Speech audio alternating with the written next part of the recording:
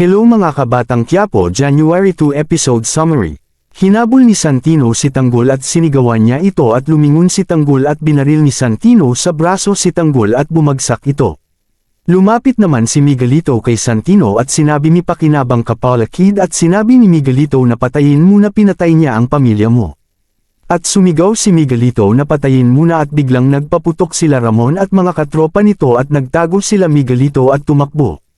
At tumakbo na rin si Santino at nakalapit sila Ramon kay Tanggol at mga kasamahan nila at binuhat nila si Tanggol papalayo at nakasakay na sila.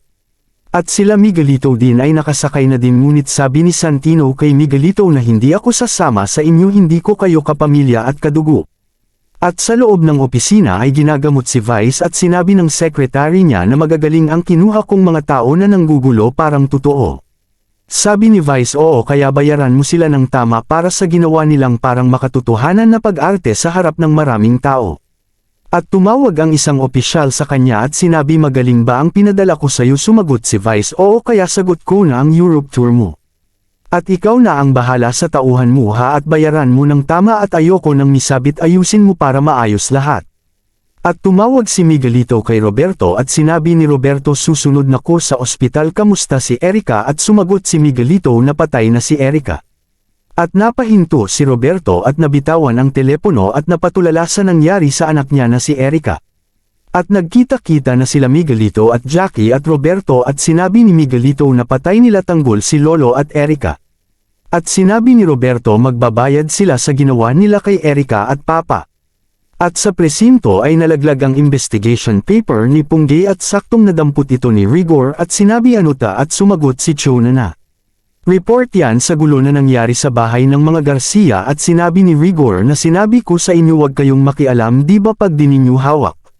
Sino nagutos sa inyo? Sumagot si Punggay na si Lieutenant Victorino at sinabi ni Rigor na kaya namatay ang papa mo. Kasi kasabwat siya sa drugs at naging grupo siya ng Red Phoenix at totoo, ngunit biglang sumagot si Punggay na maganda manindigan sa tama. At dumating si Mando at sinabi ni ibabalita ako sa iyo sir at sinabi ni Rigor kay Lonina hindi pa tayo tapos. At sinabi ni Mando na tinambangan si Vice at nasaksak at sinabi ni Rigor di ba may mga bodyguard yan, paano nangyari yun? At sinabi ni Mando okay na naman si Vice, may isa tayong problema, ang sasakyan nila Mayor at tinambangan din. At napatay ang anak ni Vice na si Erica at napatay din ang tatay nila na si Gustavo at sinabi ni Rigor na sigurado galit na galit ang mga gerero. At sinabi ni Rigor kay Mando na ipunan ang mga opisyal at pupunta tayo sa mga gerero at makikiramay tayo. At sa ospital ay pumunta si Santino at nakita niya sila Jason na nakabantay at tinulak ni Jason at sinabi na umalis ka na dito. At nakiusap si Santino kahit hanggang sa isang pagsilip at pagyakap ko na lang, maawa ka na Jasio, nakikiusap ako sa iyo, at pinapasok din siya ni Jason. Abangan bukas magagalit ba si Miguelito kay Santino dahil pamilya niya ang dahilan kaya namatay ang lolo niya at si Erica. Salamat sa panunood, like and share para update. Salamat.